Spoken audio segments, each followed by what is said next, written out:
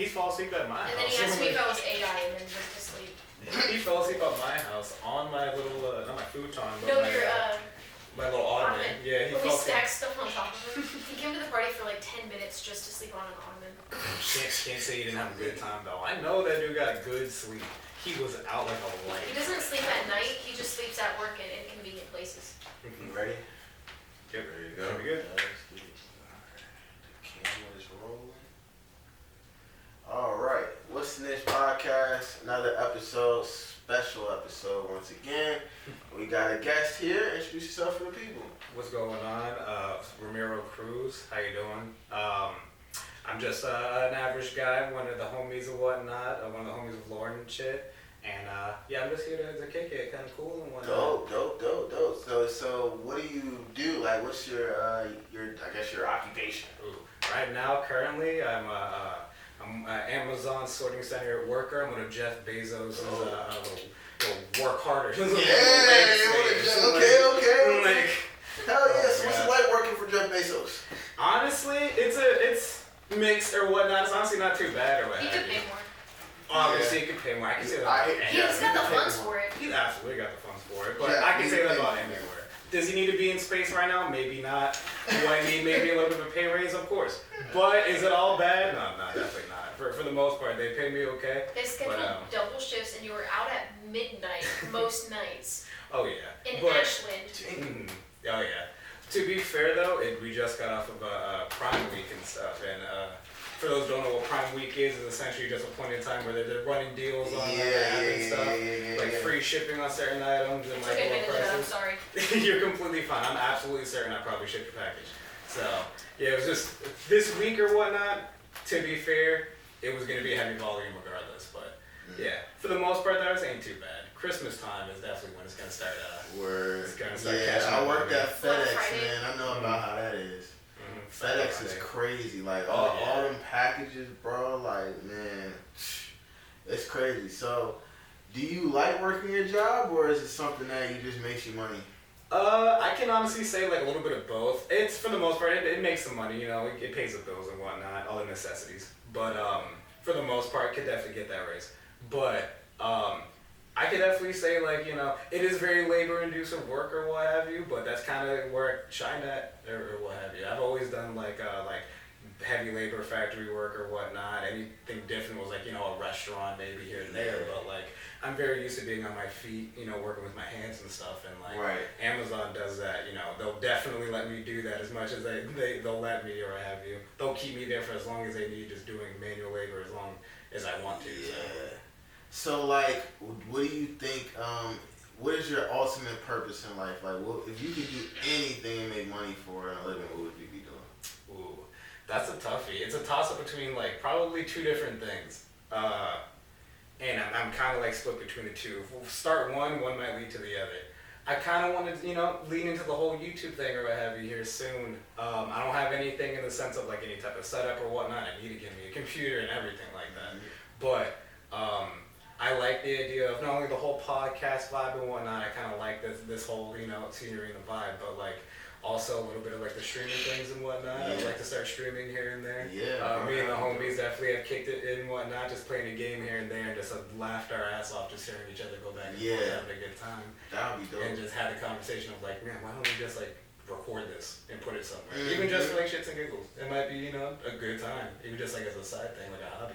Yeah, because tons of people are watching content all day on YouTube, man. Like, I'm one of them. people are just looking for, you know, an escape of something to. You just want to watch other people in their environment in a way, like just watch how, you know, see what they do.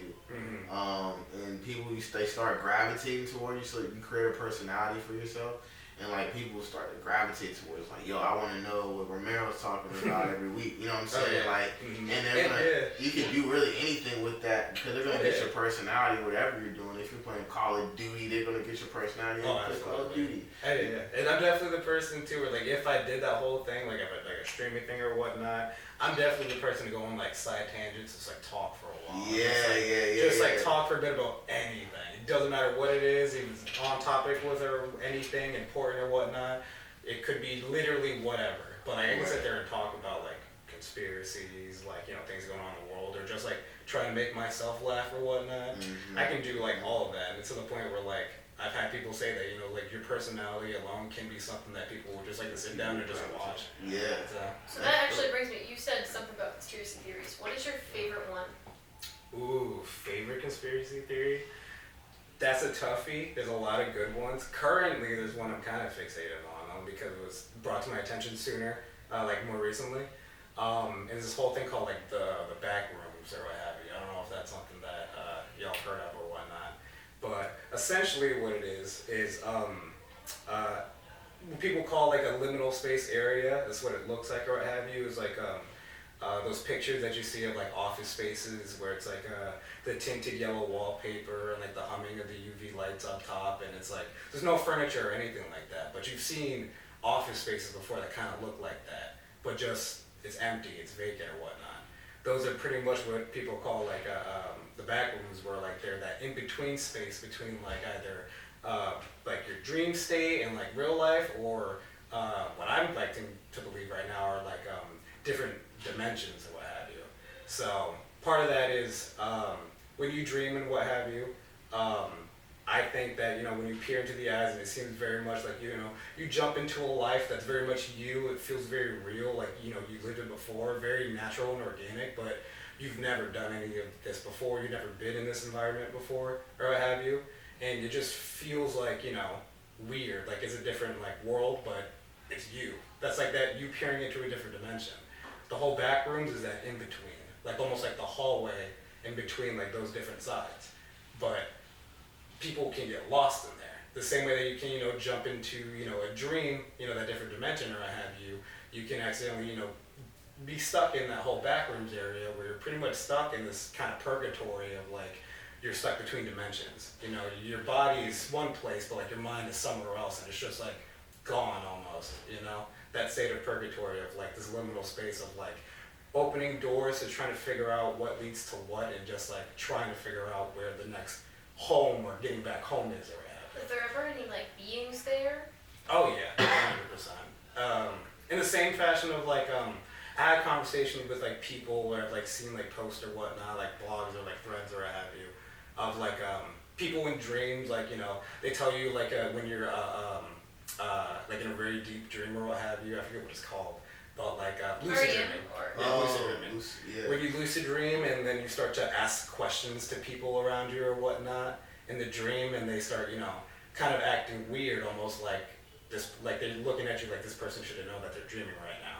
But you're saying like, oh, I know I'm dreaming and whatnot, and I can do whatever I want. And you start like breaking the whole cycle in the system. The dream goes all haywire and like nothing's on the rails anymore.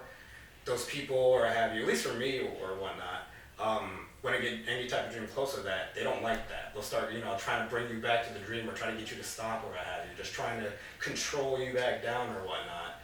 In that whole backroom scenario, those in-betweens or whatnot, same kind of deal where like you can see those people, or just like they might come across as like normal human beings or whatnot, but a very dreamlike state where it's like you know them, but you don't maybe know where. Or like they look very much like a person that you know in real life or whatnot, but it's their not face, that person. it's not them. Yeah, their face or what have you just different, or just like mannerisms or something about them, just it's not them, and you know it's not.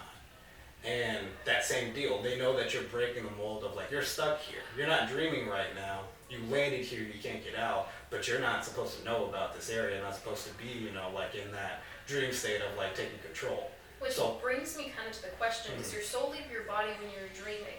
Because if you go into this parallel universe, essentially I've lucid drunk before, only one time, and then you're not supposed to know you're dreaming. It's almost like you have to follow a certain script, and all research I've done about it, like, same sort of thing.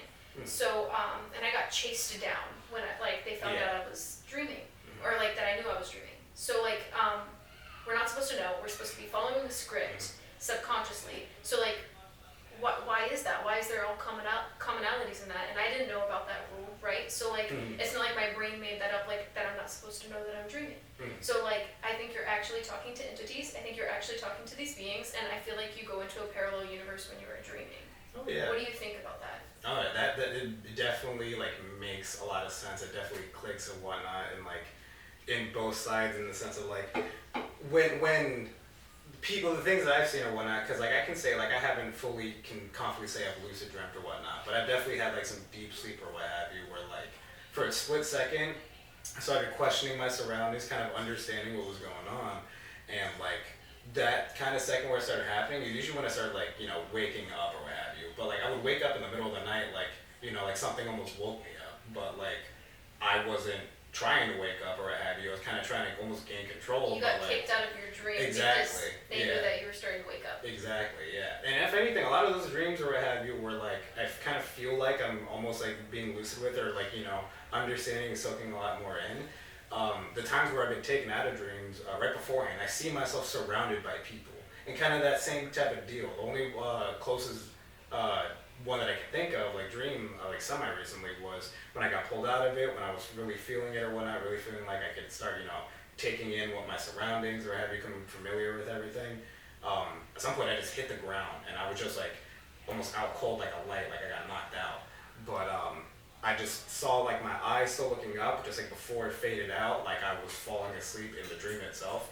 I was surrounded by people that looked somewhat concerned, but like almost like they knew what was happening, like there was intention behind it, like they were fully aware, and like they weren't there beforehand. It was almost like I was getting tailed and I just didn't look behind me. First I was completely alone, and then when I was coming back to, I was surrounded by people. So like it almost kind of felt like in that sense of like they knew something was up. It wasn't just me going through a dream anymore. I was very much derailing and going somewhere else, but they needed me to stop. So, and I never had that dream again. It wasn't a recurring thing or whatnot, and it just kind of happened that one time, and then like never did I see those people invite me, anything like that ever again. So that makes me think like with my lucid dream, I was at a bar and I just remember looking around, looking at these men, and I'm like, I'm dreaming, and they were like, what? No, you're not. What are you talking about? No, you're not. And everybody looked like so immediately sus. Everyone turned their head and looked at me, and I was just like, I'm dreaming, bitch. No consequences. And I took my shirt off, I took my bra off, and I started like flinging them titties everywhere because no consequences. When else can I streak? When else? So I didn't. In my dream, I was lucid dreaming, and this really like happened in my lucid dream. So he chimed back in like, wait, hold on. You said it in a dream. So I was like flinging them everywhere, bro. And like since it was a dream, they were like going like whoop whoop whoop, like someone was doing the wave. And then like next thing I know, I'm being chased down. Everybody in the dream is chasing me down from this bar, everyone. And then I remember running out the building, and I looked at the sky, and I closed my eyes in the dream, and I was like, that's right, I can fly if I want to. So I was like, I'm flying. And then immediately I'm flying, and I looked down, I'm like, hey! And then I like manifested myself in this really cool spaceship where my cat was like, had its own little compartment so he can see what's going on. And then next thing I know, I'm like, oh damn, they know that they can fly too. They want. Oh yeah. So everyone started getting in some you. spaceships, and then like I was getting followed, and I finally got to a place that was safe, and then I fell asleep in my dream. And then I had a dream within my dream, where I was not aware that I was dreaming. Still there, yeah. Cause and then I woke up, and I was still in my dream, but I was lucid dreaming, and then I kept doing that like about 7 times. And then I had to learn that like every single time I got chased down because I knew I was still in a dream. So I think in my dream was trying to get me to think like, to mess me up. Yeah. So I wouldn't be aware that I was in a dream. And then it got crazy. It was like literally Inception. Like it was that sounds like the straight Inception level. And then I started getting to the point where I started faking that I was in my dream, if that makes sense. Like trying to fake people out. So I could stop going into my dream within my dream, because it started getting really weird. So then I was just like, all right, I just pretended, and then they were all keeping eyes on me, and I'm like, fuck, like I'm being so sus. It's like if you're like high in public and everyone's looking at you, it was basically like I'm like, that's what it feels like. Low key in a dream, when like you look around any type of people around you, right? It always feels like they're all watching you. Like they're all like you're the center of attention. They're fully aware. When you're in a dream, you feel like the main character type deal, and people look at you like having like that. They're making sure things are running smoothly. That's what I mean. There's definitely a point in time where like there've been only a few points where like I can see like I remember like looking someone in the face in like a dream or whatnot. But each time I kind of remember looking them like directly in the face, it was almost like an off, just like what are you doing? Just like almost like I was about to break the fourth wall type deal, and it was like a uncomfortable type of just like no, keep going, keep doing the normal dream type thing. Don't ask, don't target me out and ask questions or anything like that. This isn't the point. I'm a side character right now. I'm just here to make sure that, you know, things go as planned. So. It's kind of like the Truman Show. Kind of makes me think about that one girl. She was talking about her lucid dream. Basically, she was sitting at a restaurant, and I told you this the other night. She was sitting at a restaurant, and this girl came over and sat down and was just on her phone. And like in the dream, and then the girl was like, "Hey, like my friend told me to ask, like, are you following the script?" And then the girl is sitting here on her phone, and she's just like, "I'm sorry, I don't understand. Please try again later." And then she turned and she was just like, "Yeah, I know, how funny, right?" or something like that. And she was just like,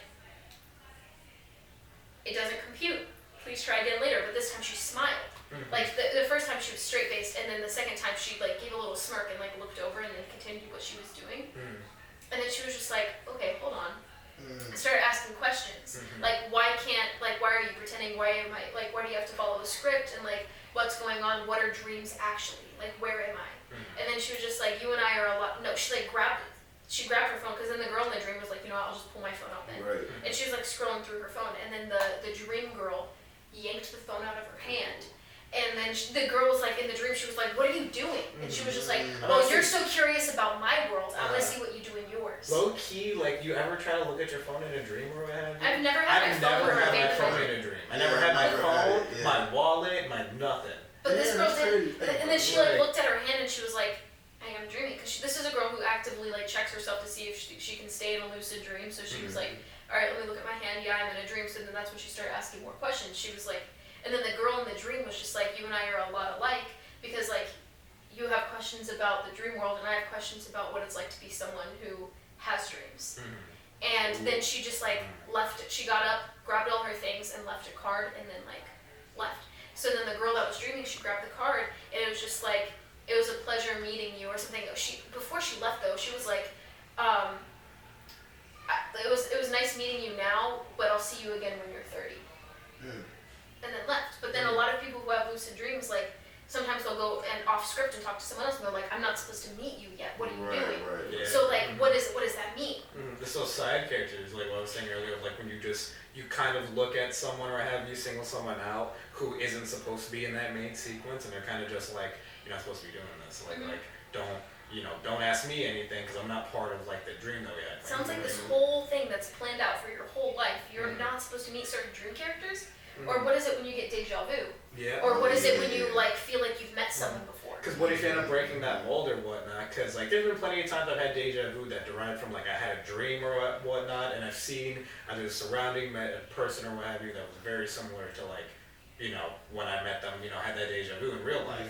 So like, what if like if I ended up in that dream breaking that cycle, you know, going off on my own tangent, breaking that whole like, you know, dream that they had planned out for me. So now that memory that I should have had, you know, that deja vu I would have had, you know, when I come into it in my real life, my awake life, that's now gone. You know, like that's all dysfunctional now. What if dreams are preparing you for your waking life to keep you on track in your waking life? It could, very, very could be. But I don't know. Yeah. Like, what if you go into an alternate? I don't know, because brains produce DMT, right? So like naturally, and then when you're a baby, you have DMT because apparently like coming into life is traumatic. So that's kind of like a good transitionary period. And same when you're old and you're dying. So it makes me think like when you're dreaming, what if a little bit of natural DMT gets induced, and that's why you're able to have dreams that are kind of crazy. But what happens when you're on DMT? Like you have a potential of your soul being able to leave your body, in a way. And you get to experience the afterlife. So what if you are going into that other world, the other afterlife, where your soul belongs kind of period. And then like that's what, like, I mean, I don't know, it makes sense to me. I can see that, definitely. Or they're all versions of you. Because like that part, like the natural DMT or have you that you admit when you like die, you pass or whatnot. It's like, you know, same thing like you say when you like you get into that deep sleep, same thing is kind of produced. It's like that point in time where like, because I fully think like I'll be a believer in it or whatnot. I'm very much like, you know, someone I guess either agnostic or atheist or what have you. I can definitely be on the fence back and forth, but like I'll full on say one thing I would say I believe in is reincarnation.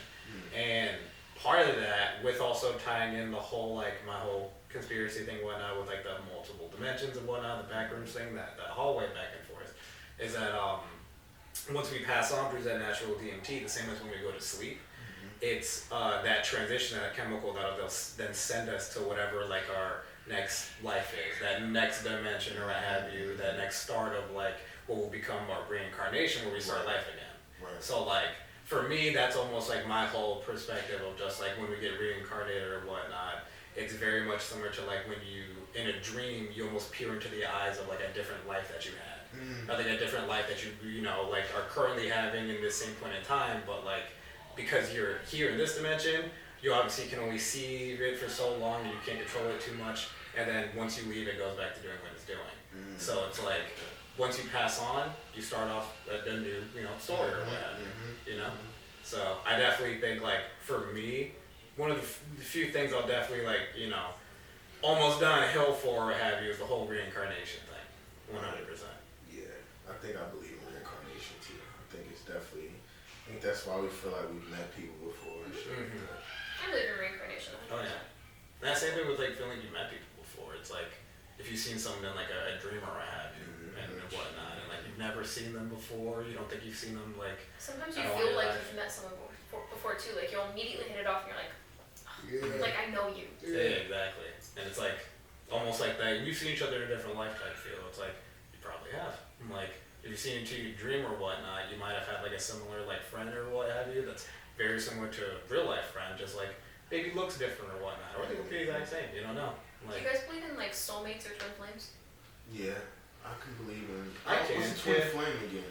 A twin flame is like a split of your soul. It's kind of like deriving from when you were one soul and then they like split you in half, and then you spend your whole life trying to find your twin flame.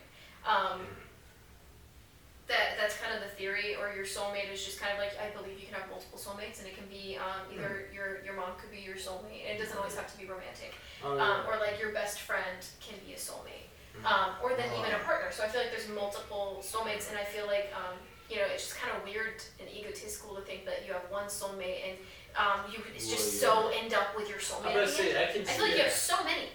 I can definitely see that or whatnot. Definitely differentiating the two is because like you can definitely say in some fashion with like certain homies, certain friends and whatnot that you can connect to them on a very personal, like soulful level and whatnot. So like almost like that, and it's in no type of way like romantic and nothing like that.